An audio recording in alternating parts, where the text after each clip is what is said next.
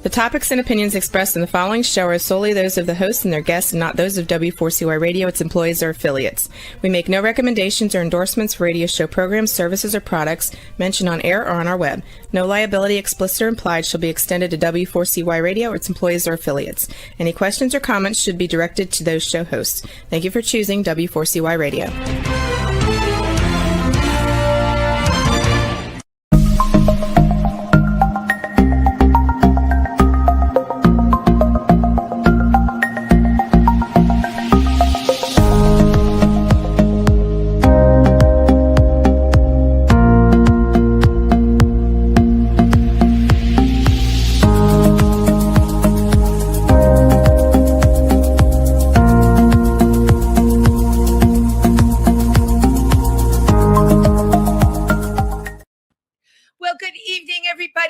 Welcome to Triversity Talk. You're here with Wendy on Wednesday, and it's always such a pleasure to bring you into my humble little abode here in New York City. Triversity, as you know, is our LGBTQ organization based out of Milford, Pennsylvania, but we actually service the tri-state area. And I just want to call to everyone's attention. We have a really wonderful newsletter that you can catch online or at our website, triversity.org. And please give us a like on Facebook because we have all kinds of things on that page as well. We really, you know what? We really are a force. And I love sharing that with people. People say, okay, Wendy, it's in Milford, Pennsylvania. Why are you broadcasting from New York City? Because this is where I spend most of my time as an entertainer and a performer. And I love this city. I really do. I'm not really a country girl, but what the heck? We can't be everything to everybody, can we? So I hope you're all having a good week. I just want to give, a little words of wisdom here, Wendy's pearls of wisdom. There have been so many really negative things in the news lately, and a large portion of them, unfortunately, are true. But, I tell everybody in our community, we have power. We are a force. We can certainly help each other. And we have to just remember what our own personal agendas are, because we've got to get through this. And you all know I always try and see the glass half full, half empty. And sometimes my glass is so full, it runneth over. So there you have it. So tonight's guest, I was fortunate enough to attend an event at Howell Gallery where we talked about their career somewhat, and they were the speaker amongst some wonderful other people. But more than anything, I've known of this person from the 90s, and I'm really excited to have them on my show. I love people that are versatile, right? That are so gifted in their talents. They can just go from one thing to the other, and they're successful in all of them. Our guest tonight is a musician, songwriter, DJ, and performer. And I love this term. I didn't make it up. I took it off the internet. A multifaceted artist. And most recently, they were hired to do the makeup for Debbie Harry on the Gucci campaign. And there'll be a lot of the Debbie Harry connection that we'll talk about during our conversation here tonight. They also do amazing photography, have done shows, campaigns. And I call this segment the uniquely creative artistry of Guy Furrow. Round of applause. Hi, Wendy. Thank you. How are you there? I'm good. How are you? Good. Isn't this nice that we can do this without freezing our tatas off going out in the cold? I know. Modern technology. It's modern. Where would we be without modern technology, right? And this is like so great. It took me a while to get used to streaming. I created a couple of shows during the pandemic, and that was 5 years ago, and they're still going strong. I'm not a technical girl, but I'm living in a technical world. So there you have it. Oh, and this is my right-hand person, or tonight left hand. This is Nugget. He's a long-haired Chihuahua, and he's amazing. So, do you have animals? No, not anymore. I've had pets my whole life, and I used to have 2 kitties here in this apartment. And then had a dog named Monkey. I love that. He was a sweet boy, and he died a few years back. So I'm sorry. yeah, Yeah.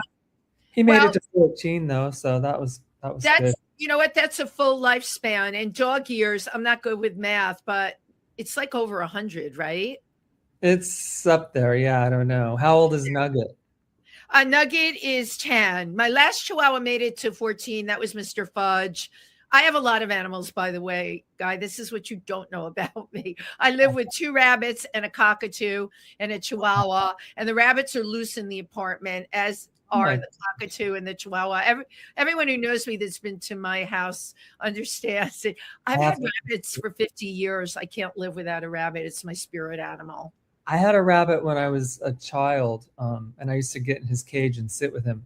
And oh my God! Oh, that's so sweet. I was probably 9 years old. What happened? Right, you probably knew the rabbit, like, you know, would be much happier, like running around and everything. I love that you. No, he. I don't know. I think he would just sleep in there at night, but he would run around the house. So he was what we call a free roaming rabbit. That's FRR. But I love that you would get in his cage with him. Yeah, I whenever I would just get in there once in a while, and once he nibbled a hole in my shorts. Oh my God, that's so well. I won't ask where the hole in the shorts was, but you know, it was sort of on the side of my butt. You know, okay, well there you go. Because I think I was sitting with my knees up, you know, like with my arms around my knees. Right. Really I made myself fit. Well, you know what? I can top your story. My rabbit ate my couch. Ah. How's that? It's eaten. I had a bunch of people up here over Christmas, and the people that are really know me, they don't judge me on it. But I did say to everybody, please pardon the appearance of the couch. It's eaten. It's got stuffing coming out of it and everything else. But what can I say? We love our animals. So, Guy, how long you been in New York for? What year did you come here? I came here at the end of '85. That's what I thought. So we missed each other by 10 years because I came in the late 70s. Yeah. Which was like a totally different environment. That's what blows me away. That it's not that much time, but yet it is, right? Yeah. Because so much changed over that time. We all went through the AIDS era, and it was just incredible time in New York. Now, you came here from where? Southern California, a little town in San Diego. A town in San Diego. You know how nice that sounds to me right now. A warm, beachy town in San Diego. It was very warm. It was a great place to grow up. But once I hit about 14 or 15, I really wanted to get out of that town. And, right. My plan was to move to LA. That was what I was going to ask. Yeah. Mm-hmm. My best friend and I were going to move to LA after we graduated high school. And we ended up getting invited to a Malcolm McLaren party in LA one night. Yeah. And we got all dressed up and went to the party. And we were fans. I had his record, his album Fans, that sort of operatic record he did. And, I knew of him from doing Bow Wow Wow, which was one of my favorite bands. Oh my God. I can't. Annabella, that was her name, the lead singer. Yeah. Annabella Lewin. That was one of my favorite groups too. Yes. They were so good. And, anyway, when we met him, he loved the way we looked, and he asked if we had ever been to New York, and we said no. And he said, oh, you guys should go to New York. They would love you there. So, the next day at school, we were like, I guess we should move to New York. And so that's what we did. And wow. I've been here ever since. I tried LA in '88 for about 4 months. And I like LA a lot. I really always have liked LA, but I liked New York more and felt like I had better friends here and felt like there was more opportunity here. So I came back as soon as I could. Wow. You know what? I have to agree with you on all points. I'm from the Bronx originally, so my coming here in '76 was graduating from college in upstate New York and moving into the city. But I have to tell you, as a performer, as an actress, so many people have said to me, "Oh, you should go to LA. You can." I do some TV, but again, I so agree with you. Not only the energy here, we have some kind of control here. The times I've been out in LA, I feel like I could not make anything happen for myself. And when I'm in New York, things just happen, right? Yeah, I think that was definitely the case. And, I don't know what it would be like today to do that, be an 18-year-old and move to New York and then Right. stay here for a couple of years and then go to LA. I mean, the world's so much different, obviously, but in those days, in the late 80s, it felt like New York just seemed to sort of embrace me more than California did. And, I was under 21 and I never really carried an ID. We didn't have to carry IDs in those days. And you would get in, not only would you not be carded, but Right. if you were dressed up, you'd get into the parties for free, and often Absolutely. free. In LA, it was a very different thing because when I moved there, I was just 20, and I couldn't go out because they carded everywhere, and so I had to get a fake ID for a few months until But that's not a big deal. We all knew how to get them. But yeah, it's funny. People think California is so laid back and so easy. But I know New York has got this incredible edge. But if you know how to circumvent New York, you're golden here because you really, it's so much easier in so many ways. Yeah. And I was really only concerned with going out in those days, and nightlife was very important to me. Right. So, I had my last 2 or 3 years of high school, we would go out in LA there were over 16 clubs and parties and go see bands. And it was fun, really fun, and very creative people and, a lot of great looks. But in New York, you would go out and get all of that, but you also were, seeing Andy Warhol or Grace Jones or Steve Strauss, Debbie Harry out at these parties. And it just seemed really like special. And, it sort of seemed like, oh, this is just the way life is, and it's always going to be like this. And that wasn't the case necessarily. But in those days, it really was just, and it was, you knew that it was something special was happening. Although I felt like I missed, the golden era of New York nightlife in the 70s. And I always wished that I was older. My oldest brother is 10 years older than me. And he, if I was his age, I would have come to New York in 75 instead of 85. Well, it was amazing because I'm sure your brother told you about the Saint. No, he never came to New York. If I was his age, I would have. No, they all stayed in Southern California. There was never another gay club like the Saint, I can tell you, and there never will be another club like the Saint because the times certainly now are not supportive of it. And I can give a comparison. I love a lot of the big Brooklyn venues. They're fun, but it's not the same feeling. And it's not just the venue, right? Remember what was going on in the world in the late 70s. You know about it. And New York was like really amazing time then. The Saint, Studio 54, Paradise Garage, Flamingo, all of those clubs were, for someone that was a club person, so amazing. But when you obviously got to take part in a lot of New York nightlife. Now, I remember your name, I think so, and you can correct me if I'm wrong. Were you part of the boy bar scene? Yeah. Okay, that's where, right. So this is going to blow your mind. All the boy bar people, I knew who every single person was because Sweetie was my best friend and was always saying, you got to come to Boy Bar, you would love it. You got to come to Cheese Whiz, you would love it. And I would be like, no, I'm going to Studio 54. I don't, it's too small for me. The acoustics, I had every reason in the world. And the irony of that is Sweetie is gone now, and I've met every single person that he ever mentioned to me, small world. But Boy Yeah. Bar is like an amazing place. Yeah, it was fun. I mean, it was, I think, the very first place, the day we got to New York, my best friend Lauren and I, we went to Boy Bar and then to the Palladium. But It was great. I think that was the order. We may have gone vice versa, Palladium first, then ended up Right. at Boy Bar. But and then it was a Thursday night, and we saw the drag show, which was Connie, Glamamore, and Miss Shannon. And we had seen drag shows in LA. There was a club on Santa Monica Boulevard called Peanuts, and it was a lesbian bar for the most part, if I remember correctly. But on Saturday nights, they had drag shows. And so we would often go up there on Saturdays when we were 16, 17.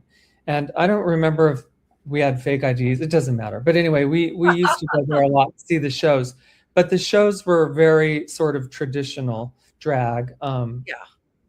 And at Boy Bar and Pyramid, they were just so different and unusual and interesting and original and demented and funny and beautiful and all of the above. And so I was really drawn to that. And so Boy Bar was a place we went to all the time, and I really loved it. Absolutely. And you mentioned Pyramid, and I'll throw in Hattie Hathaway, Linda Simpson, all the people connected with that. What you're talking about in that time is really raw creativity, not kids that came here with a trust fund and being incredibly stylish. It was just people came here from all over and could do anything. And I always say at that particular time, it was a definite magnet, for people. The ones that were supposed to be here were here. And I'm looking at the date that you and I are having this show on. We freaking survived it. That's the thing. It's transcending these decades, being part of club culture and surviving it. Now, at what point, I want to hear all about the Toilet Boys because I had always heard about them, but how did that come to be? Like, what influenced the Toilet Boys? Well, I always wanted to start a band. I came to New York with that in mind, but got sort of sidetracked with nightlife and going out to nightclubs and bars and parties. And, also trying to meet musicians and people that I could start a band with, but I was super shy in those days. And so it was hard for me to go up and talk to somebody. And I didn't really know a lot of people that were doing live rock music in those days, in the 80s. Yeah.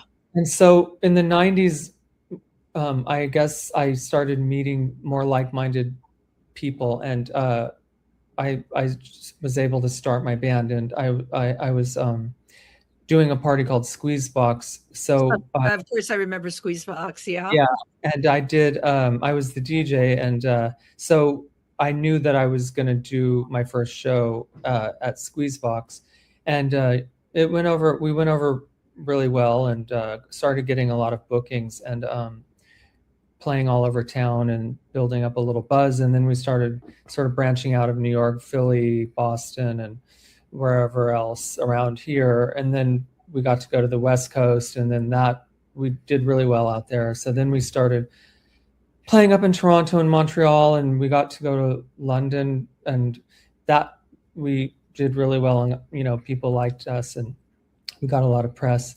And then that just sort of led to, playing all over the world, and people coming to see us and liking us, and people that were in big bands, and they would offer to take us out on the road or open for them. And so that was very exciting. And it was a lot of fun. And a lot of things happened that I never in a million years would have dreamt would happen to me. But, it was a fun time. But you're making it sound so like because I remember those days, and I know it could happen. Think about now, what you're describing, just, I I've had a lot of music people on. I have another show too. And people from those days, I've heard these stories, just getting picked up, going on the road, and then playing the world, right? How it's really amazing because you were growing up in San Diego. I'm sure that, you couldn't even wrap your head around this kind of thing happening. No, I mean, I wanted to have commercial success with my band, and I wanted to be, on the cover of Rolling Stone and all of that. But I also, knew that we were making a mark in the underground, and a lot of the heroes that I loved growing up as a kid that were in bands that I loved liked my band, and that meant a lot to all of us. And that was always exciting, if someone like Ace Frehley from Kiss would come see us play, or Amazing. Debbie Harry, or Joey Ramone, or Dee Dee Ramone, and it was pretty great. But I wanted commercial success. I think half of us wanted big success, and half were happy with what we had. And so in that sense, I didn't fully appreciate and enjoy it while it was happening, because I was always wanting the next big thing, but it was fun. And yeah, I couldn't imagine doing that today.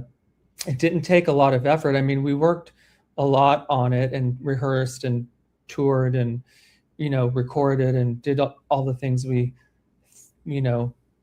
did, but it felt sort of effortless. It wasn't, I mean, we faced a lot of obstacles, but we also, did a lot. I don't know how to explain it, but it didn't seem. It's the kind of, I call it like pop-it beads, where one bead fits into the next, and it does just happen. And it's so rare to hear these stories. I've had a lot of the kids on my shows.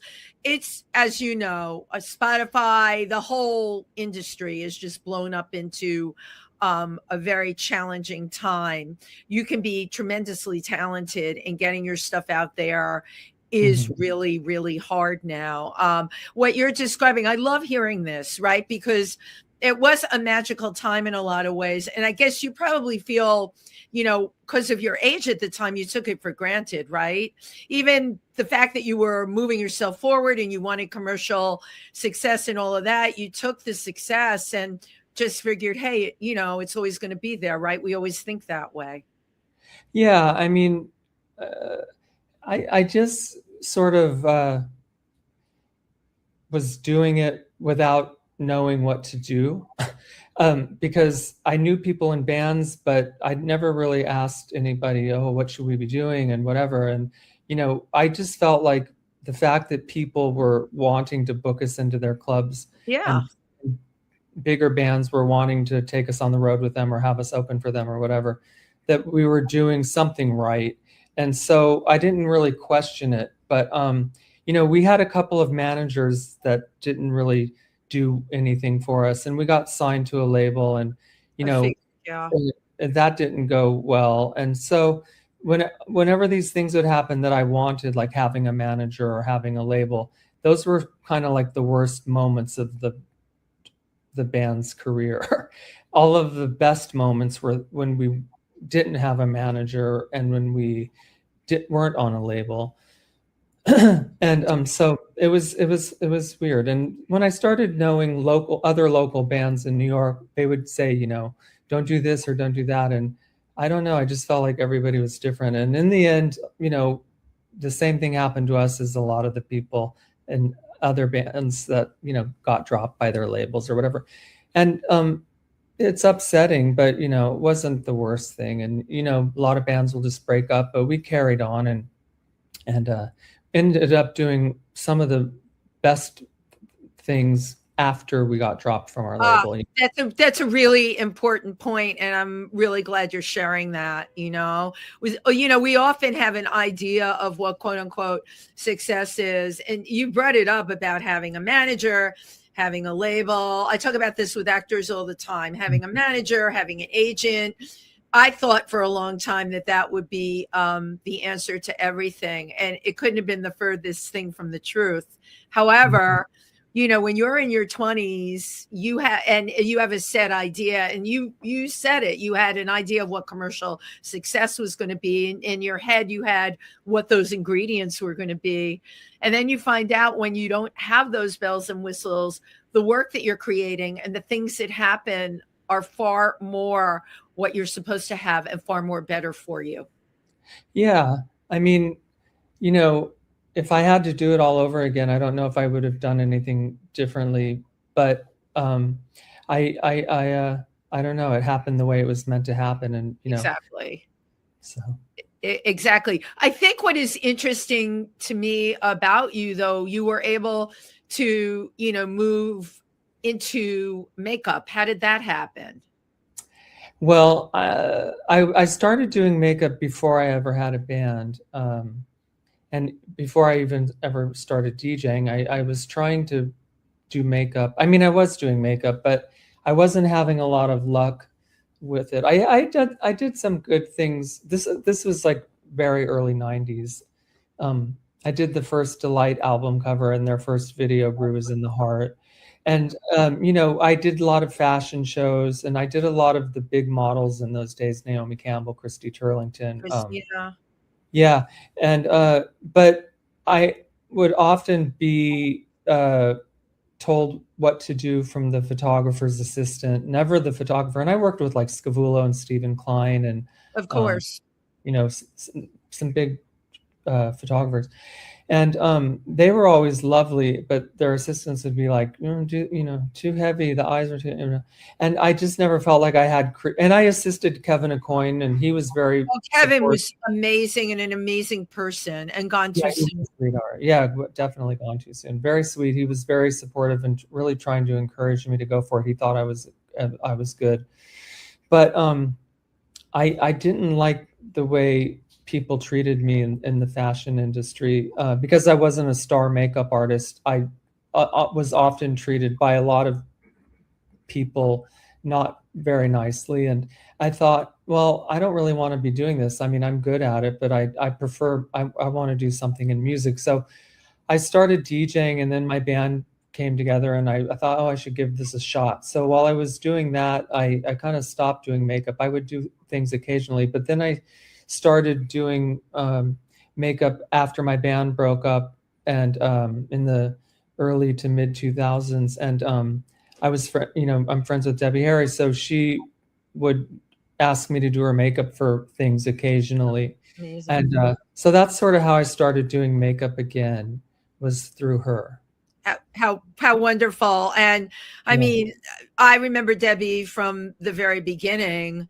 And first of all, in terms of makeup, that's a face and a half. She just gorgeous. The bones, the structure is just amazing. So how wonderful to be able to do her face.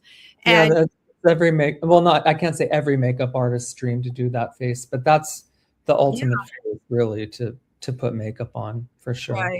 Right. But I mean, you know what? In your trajectory, you've been able to get all the things that fit you, which is really, really pretty amazing. A lot of people can go through their life, especially creative people, and never find the right fit for anything at all. And it's frustrating for artists.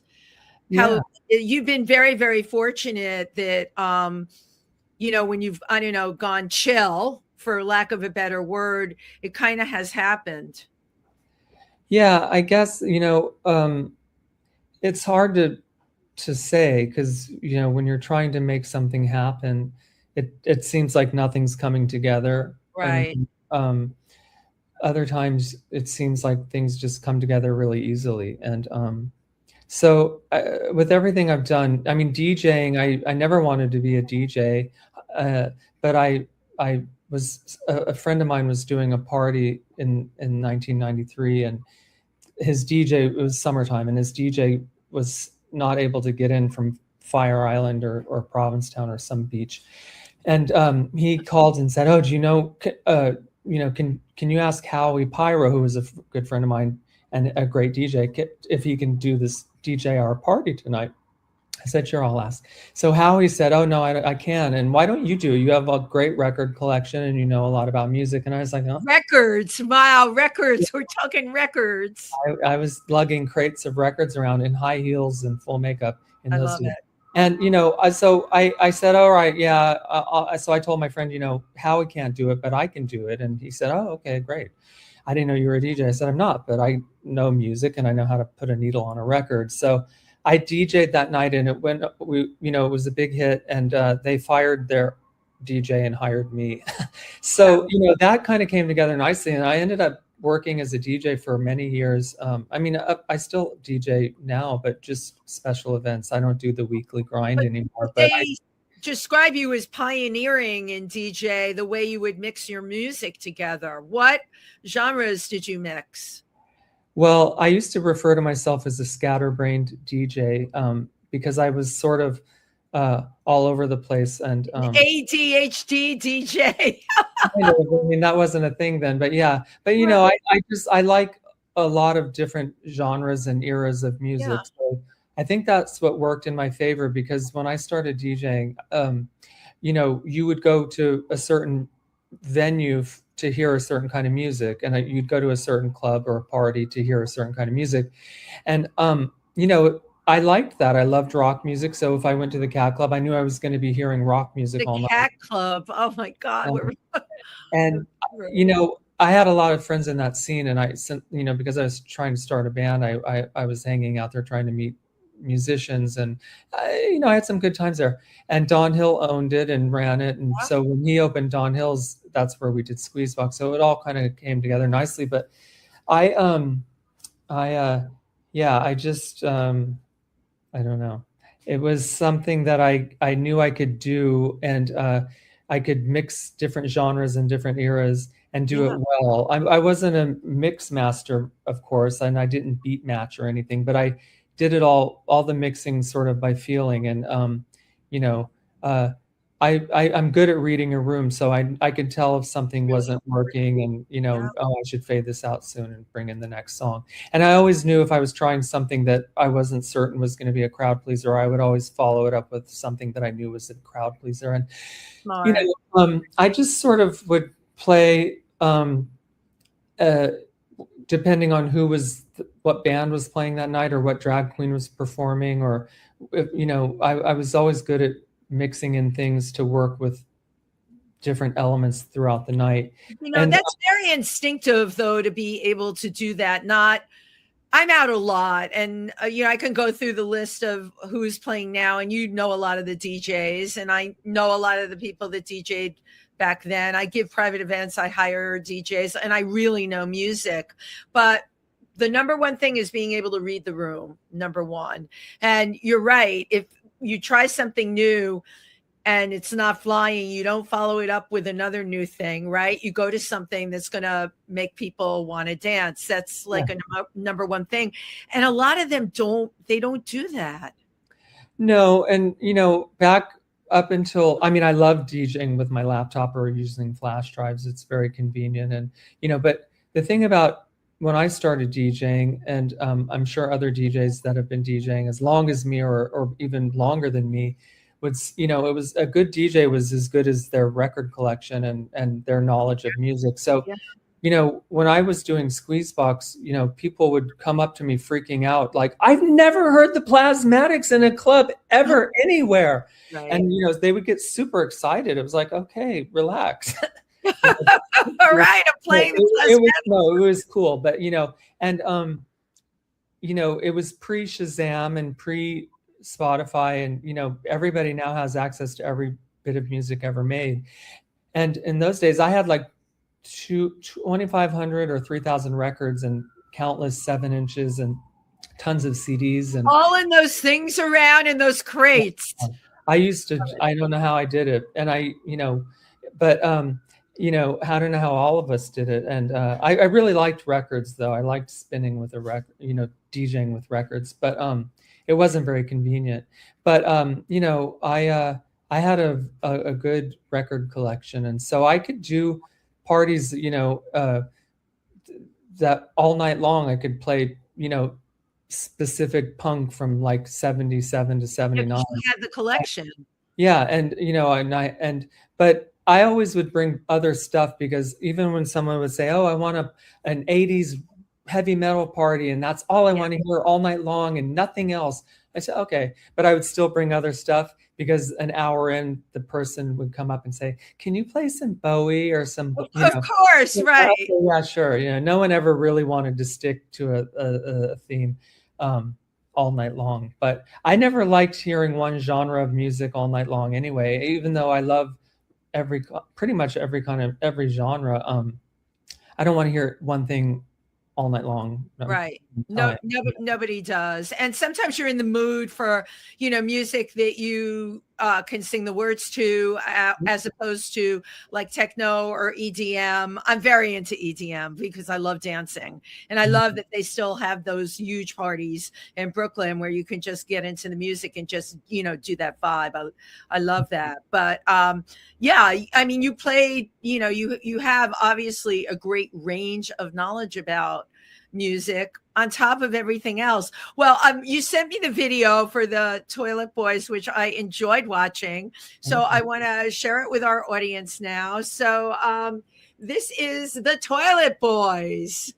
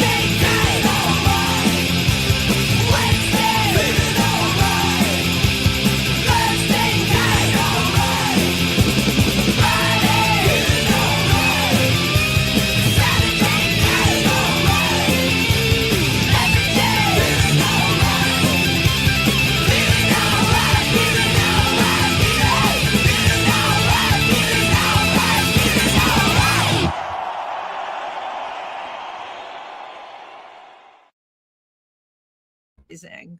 Love it. Just totally love it. Where was that? That was somewhere in Europe. I think that was in Paris, that particular video. Wow. Yeah. We were opening for the Red Hot Chili Peppers. And I love the way you just like throw that out there. We were opening for the Red Hot Chili Peppers. It's so funny because I heard you speak at Howell, and we're having this conversation, and you're low key. And on stage, you are anything but low key. It's confrontational, it's edgy, it's gorgeous. You're beautiful. And it always amazes me because sometimes I'll meet, I've known a lot of the people in Kiss. They were outrageous. Yeah. Gene Simmons was outrageous. Even when you would talk to him in his normal life, just outrageous. You've got like two sides in you, which is so interesting. Well, I'm a Gemini. Right. The sign of the twin. I've been very shy my whole life. I'm still shy. I'm not as shy as I used to be as a kid and a young teen and early 20s. So when I did my band, and anytime I got on stage, I knew I had to do myself a particular way visually to be able to have the confidence to go on stage.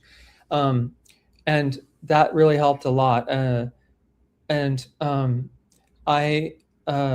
With the Toilet Boys, I don't know where that person came from, but that was me fronting that band. And I sometimes, see old videos and I think, gosh, who is that person? Because I wasn't like that off stage right up until we walked on. And when we walked off, I wasn't like that. It was something that just happened when I was on stage. And also my guitar player, Sean, he and I really played a lot off each other. And so he and I would sort of amp each other up on stage. I mean, walking on stage, I was very sort of, just like this. I was excited or nervous or whatever the case may be, depending on the gig, but I was not, one of those people. I have friends and I've seen bands and whatever that they go on stage and they're really amped up before they're walking on and be on the side of the stage, like, and I was never like that. I mean, I used to have this good luck charm that a friend gave me that we would all touch before we went on stage. And that was it. But there was no, some of the guys in my band would get amped up like that before we went on. And, I would be very excited, but I wasn't the type. I wouldn't really, come alive until I got on the stage. Oh, you are like blow away alive on stage. I mean, it really, I looked through a bunch of your videos. It really is so interesting to me because I am the same person on stage or off stage because that is my personality day in and day out. Or people say, how do you manage to be on all the time? I'm not on. It's, that's who I am. But I love when I see somebody that is low key and they tell me they perform and I'll go to their show or something and then they just freaking blow it out of the water on the stage. It really, some people just come alive. They connect, like it's like putting a plug into a socket and this whole electrical thing happens. And I mean, yeah, it's really, really quite amazing. Yeah, it's interesting to see different performers and their pre-show rituals and what they're like on stage and how they are after a performance. And everybody's different and everybody has their own way of exactly. getting the because I feel like I've said this to other friends who play in bands and front bands. It's sort of an unnatural thing to like dress up and go on stage and ham it up for a crowd. It's not I don't know, it's sort of a strange thing. Like what makes somebody want to do that? I don't know. I don't know what made me want to do it. I guess being shy and sort of in the background a lot as a child, there was something in me that wanted to be in the spotlight. Right. So I think that's the case with a lot of performers. They like the spotlight, and I don't like it 24/7. Like when I used to DJ, I didn't like having attention on me, and when I was in DJ mode, I was just the DJ. I didn't want to be like hamming it up and Right. Yeah, right. Well, I know when they go like that. like I love that when I see DJs do that. Like Lady Right. Bunny is fun, and she'll go out and dance in front of the booth and spin around, and but I was just not that type of DJ. But I always loved fronting a rock band. Amazing. Well, you've made all that happen, and then when did photography come into your world? That also started work when I was working with Debbie doing her makeup a lot. About 10 years ago, I started, like 2014, 2015, I started working with her pretty regularly. And so I would take my camera with me. I mean, I always enjoyed taking photos, Yeah, sure. just out at parties or clubs or whatever, my whole life. But I got a real camera and started taking it with me, and I would shoot a couple quick portraits of Debbie when I was done doing her makeup. And so if there were any good ones, I would send them to her, and she started sending them to Chris Stein, her partner in Blondie. And he said to me one day, I like these photos you're taking of Debbie, would you want to shoot the band sometime? I was like, are you kidding me? So I got to shoot the band quite a few times, and they used one of my photos on their last record, and Cool. a lot of t-shirts used my photos. And so that was exciting. And so basically I started shooting portraits of friends, and I did this bubble bath series and shot about almost 100 people in my bathtub. And I did a group show. I'm sorry, I did a solo exhibition of the bubble bath series. And where was that? My God, I never. It sounds wonderful. Oh yeah, it was fun. It was at a little gallery on Avenue A called Art on A, and this was 2017 or 2018, and it's no longer there. But it was fun, and I enjoyed photography. I always have. It's a creative outlet that I really enjoy. Well, Like yeah. I like writing and recording music, but it's a slow process, and I'm not fully in control because I don't know how to, I'm not an engineer. I don't know how to work a board or anything. But photography, I really enjoy, and it's just me and the person I'm shooting or the people I'm shooting, because I've shot a few bands, and I do really enjoy it, and I like retouching photos, and that's a nice sort of creative outlet. And so yeah, I've just been doing photography. It's so interesting because you've gone through all of these creative outlets, and during the pandemic, you did like a FaceTime series. Oh yeah, I did I called them my virtual portraits. Yeah. A friend of mine in LA said you should figure out a way to do photos of people during this pandemic, and it was right at the beginning. It was like early April of 2020, and so I figured it out and started doing it, and I did like 400 people that way or more. Amazing. I don't know, and it was fun. It was a really fun thing to do at a time that was when there was nothing happening, and people that I would do, seemed to like it. It was it's an excuse to fix my hair and put on some makeup or whatever. So I did it for like a full year, the first full year of the pandemic, and then sort of thought, oh well, it's not really, people were going out, and it was kind of over. I know, but the thing is, it was a creative project that you came upon because of the pandemic. I started doing these shows because of the pandemic. I had a whole other life before this. I didn't do this. And my first show that I came out with was Pandemic Cooking with Wendy. They shut New York down March 12th, and March 13th, I hauled every wig out of my closet, all of my costumes, all of my makeups, and I started to do a cooking show. The funny thing about it, and this is what people know about me, I don't cook. It was a complete fraud. However, I can do characters, and I would download recipes from the internet. Mm-hmm. I would order those meals that you put together, like from Fresh Direct. and Right. make like they were my own. But what it did for me and what it did for people, they would tune in. And I did this for a good 4 months, and I had a blast doing it. And like you, we didn't know what to do with ourselves. And I've only ever been a creative person.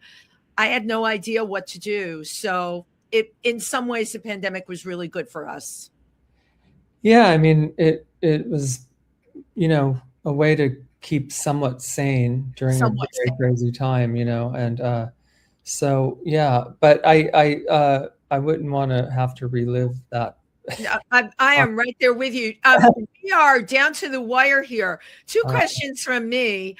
Where did Miss Guy come from? Well, when Matthew Caston, who produced the shows at Boy Bar, asked me Of if I course, wanted, I knew who yeah, Matthew was. Matthew, Of love course. Matthew. I used to go there all the time, dressed up and watch the shows and hang out, and was getting to know people. And he came up to me one night and said, "Oh, would you ever want to perform here?" And I didn't really want to do drag shows, but I wanted to get my foot in the door. And I thought, oh gosh, what better than getting on stage in a crowded club and learning how to become a performer. So I said, yeah, sure. And he said, okay, well, what, you need to come up with a name. And I said, just, Guy. I want to go by Guy. And he's, you need a drag name. And I was like, I don't want to be called, I don't know, Linda when I'm 25 or 30 walking down the street. I don't want someone to scream, hey, Linda. So I thought, oh, how about Miss Guy? And he's like, yeah, Miss Guy's good. So perfect. So I thought, I'll do this for a year or so and then go back to going by, go back to Guy, and no one will ever know about or hear about Miss Guy again. And here it is, but it's not bad. It's a funny name. And Toilet Boys, why not gender neutral restroom? If you were doing it now, that would be a great name. Where did Toilet Boys come from? That was another sort of spur of the moment thing I said as a joke. Well, that was never, I was going to call my band The Flames. And for some reason, there was a photo of me and Theo Kogan from the Lunatics and Howie Pyro from D-Generation. We were in a magazine, and it was taken at Wigstock, I think. And this was the early 90s. And we were standing in front of porta potties. And so when someone showed us the photo in the magazine, I said, oh, the Toilet Boys, because we were standing in front of porta. So when we got our first gig, I just said, oh, I'm going to call this Miss Guy and the Toilet Boys.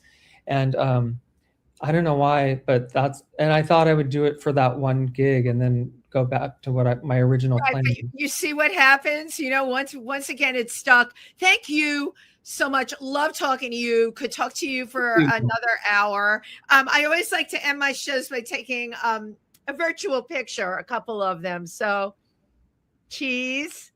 Come on, camera. Yeah. Good. And one more. Thank you so much. Pleasure. Thanks for having me. Wish you the best with everything. Again, your work is on the Gucci campaign with Debbie Harry, and I know our paths will be crossing probably a lot because I'm involved in everything in the arts in New York. I don't sleep very much, but that's okay.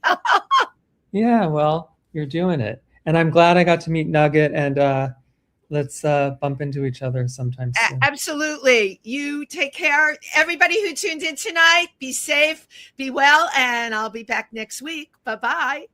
Bye.